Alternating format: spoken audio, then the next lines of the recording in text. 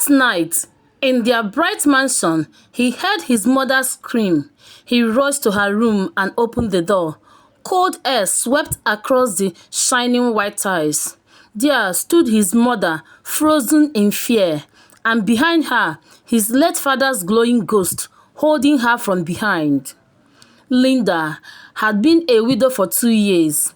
Her husband, Mr. Raymond, left her and their only son, David, with everything he owned. A big mansion, cars and lands. At first, she thought life would go smoothly, but she was wrong.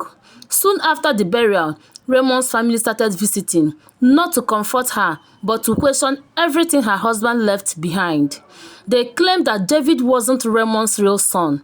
They said Linda adopted him to take over their brother's wealth. "Woman," they shouted one day, "you think we don't know the truth? That boy is not one of us." Linda tried to defend herself through tears. "Please don't say that. Raymond is the father of my son. He loved him dearly." But they refused to listen. They wanted the mansion, the lands, and everything her husband works for. They even told her she had no right to live there anymore. When they fixed a day to come and throw her and David out of the house, Linda broke down completely. That night, she sat alone on her bed, crying bitterly. "Oh, Raymond," she whispered, looking at his framed picture on the wall. "If you were alive, none of this would be happening. Your people want to take everything from me and our son. Please, my love, don't let them win." Her tears dropped on her hands as she spoke. The whole mansion was silent except for her sobs echoing through the night. After crying for a long time, Linda wiped her face and lay down on the bed she once shared with her husband. The night was calm, the mansion quiet, too quiet. The chandelier above went on and off slightly, and the curtains began to move, though the windows were closed. She sat up, confused. "What's happening?" she whispered.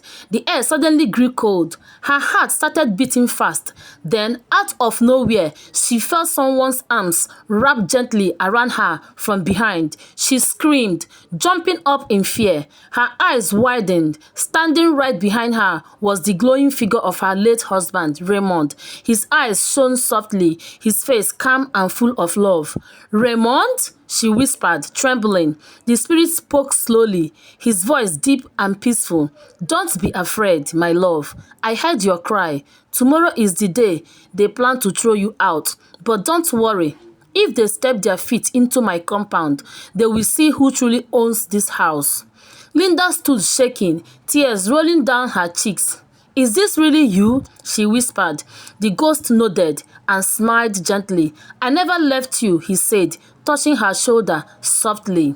Just then, the door creaked open. David, her son, had heard her scream and rushed to the room. As he entered, a wave of cold air hit him. The chandelier light brightened sharply, revealing what his eyes could hardly believe. His father's ghost, glowing white, standing behind his mother, holding her shoulders. "Dad?" David gasped in shock. The ghost turned slightly, staring at him for a moment, then slowly faded away into thin air. The room fell silent. Only the sound of Linda's heavy breathing and David's trembling voice filled the air. "Mom, what was that? Tell me what I just saw." Linda sat weakly on the bed, still shaking. "It was your father," she said softly.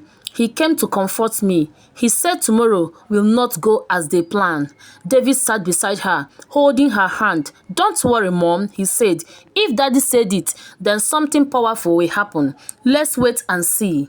The two of them stayed awake the rest of the night, holding each other in silence, waiting for the dawn of a day that would change everything.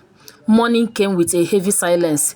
The sky looked strange, half bright, half dark, as if nature itself was watching. Linda and David didn't eat.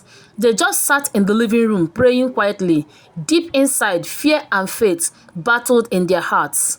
By noon, loud voices filled the mansion compound.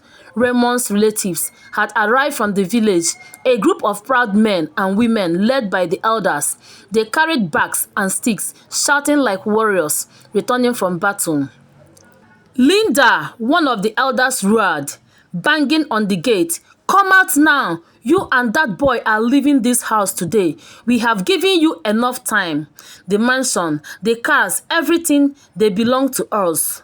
David held his mother's hand tightly as they stepped out. Tears rolled down her face. She tried to speak. "Please don't do this. Raymond built this house for me and his son."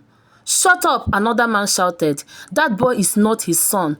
Drop the key and leave before we drag you out." As the argument grew louder, the wind suddenly changed. The sky darkened. Clouds gathered. The ground began to tremble. Everyone froze.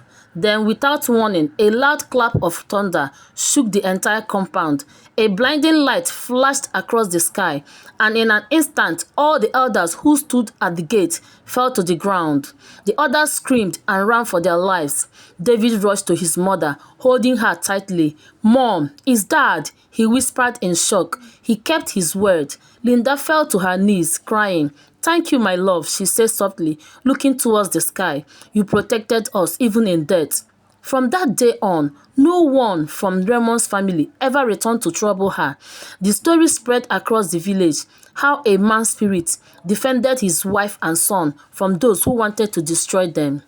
Linda and David continued to live peacefully in their mansion. Every evening, they lit a candle in front of Raymond's picture and whispered prayers of gratitude. They knew love never truly dies, it only changes form. Moral lessons. True love never ends, it protects, even from the grave. 2. When the innocent cry, heaven listens. 3. Greed brings destruction, but a pure heart always finds peace. 4. The dead may be gone, but justice never sleeps. Thank you so much for watching this emotional and powerful African folktale. If this story touched your heart, please subscribe to my channel, like and drop your comments below. Your support helps this channel grow and keep these stories alive. Don't just watch, stick to this channel for more shocking, dramatic and emotional African stories that will teach, touch and inspire you.